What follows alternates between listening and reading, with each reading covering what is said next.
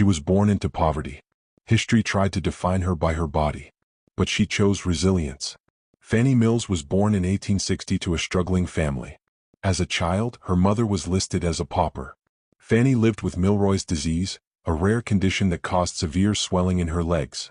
Long before medicine understood it, her body became her burden. Still she worked, milking cows, walking miles to deliver milk, wearing homemade boots stitched from discarded shoes.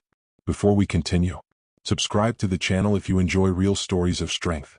It helps us grow. When she was living in deep poverty, a showman offered her a chance to earn money through exhibitions. Many expected a spectacle. Instead, they saw dignity. Fannie became successful, saved her earnings, bought one of the finest farms in her town, and supported her family. She died at just 39. But her legacy remains.